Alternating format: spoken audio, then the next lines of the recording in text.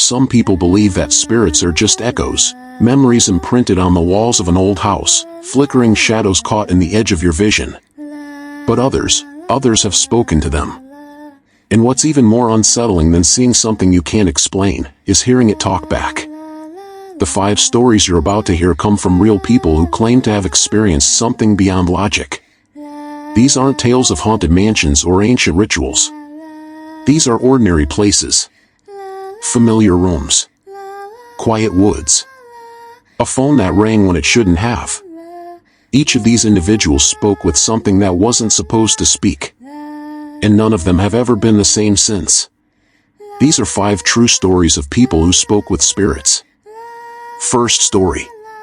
The Man in the Basement, told by Elia. I'm not the kind of person who looks for paranormal stuff. I work construction, I don't scare easy, and I definitely don't believe every ghost story I hear.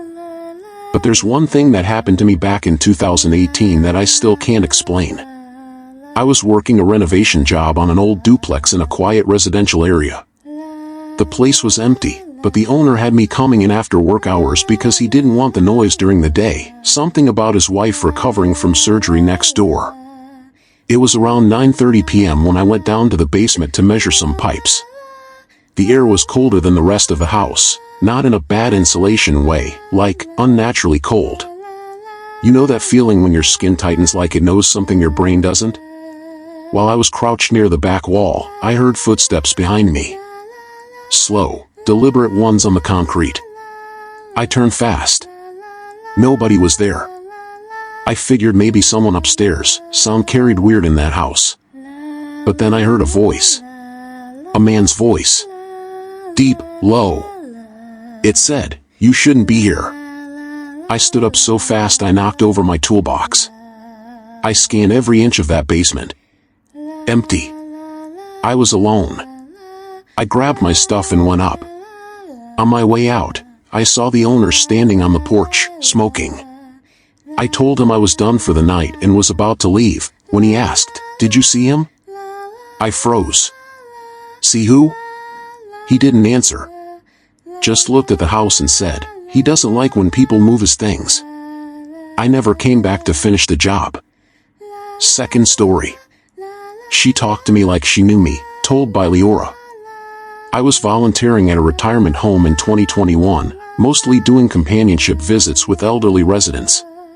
Most were lucid and just wanted someone to talk to. That's how I met Mrs. Vale. Except, she didn't exist. I was assigned to room 107. I knocked, opened the door, and found an old woman sitting in a chair by the window. She was pale, with stringy white hair and a soft blue cardigan.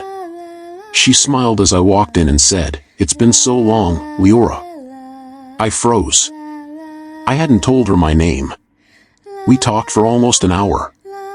She told me about a daughter she lost in the 80s, about her husband who died of cancer. She even asked if I still painted, which I used to do as a teenager, but hadn't done in years. I didn't think much of it at the time. I thought maybe she'd seen my name on a volunteer list or overheard something. But when I reported back to the front desk, the nurse looked confused. "There's no one in 107, she said. I insisted. I described the woman. The cardigan. The room. She got pale.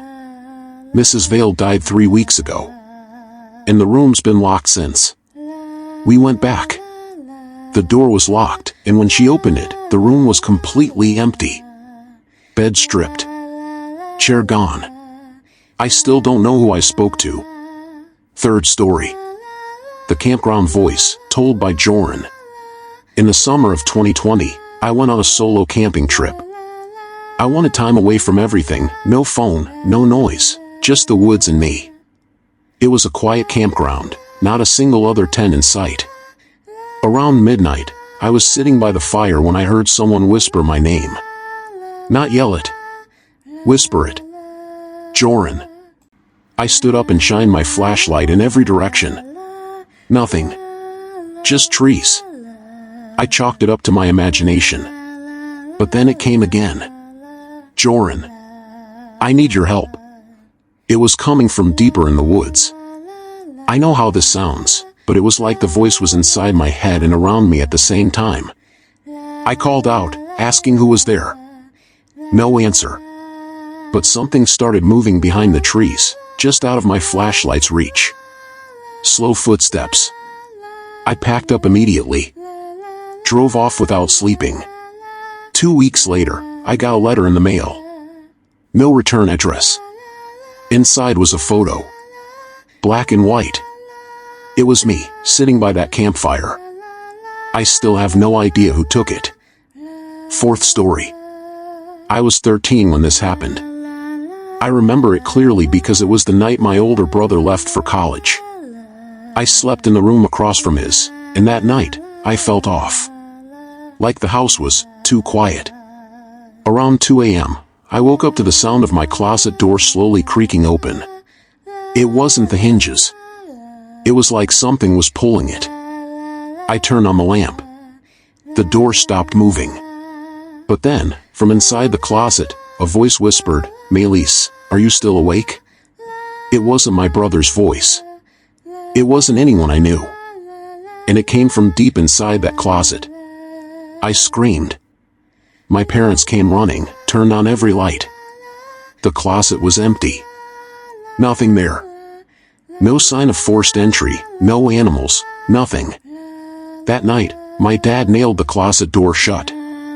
It stayed that way until we moved out 5 years later. Fifth story. The call that never happened, told by Tavian. My grandfather passed away in 2019. We were close. He raised me after my parents died, and we talked every Sunday. 3 weeks after the funeral, my phone rang. It was late. The screen said private number. I answered. And I swear to you, it was his voice.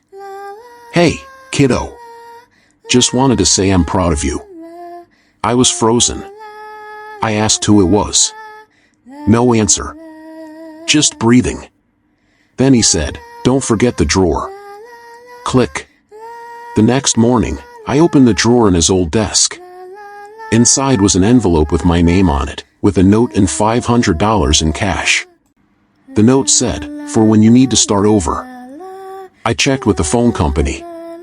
No record of any call coming through that night. I don't care what anyone says. I know it was him. Not every conversation leaves behind answers. Sometimes, it leaves behind more questions, echoes you can't shake, voices that don't belong, or a feeling that someone, or something, is still listening. Each of the people you just heard from went on with their lives. Some moved away. Some stopped talking about what happened altogether. But none of them ever truly forgot those moments, those conversations, with something they couldn't explain. So the next time you hear your name whispered in the dark, before you answer, ask yourself this: are you sure you're alone?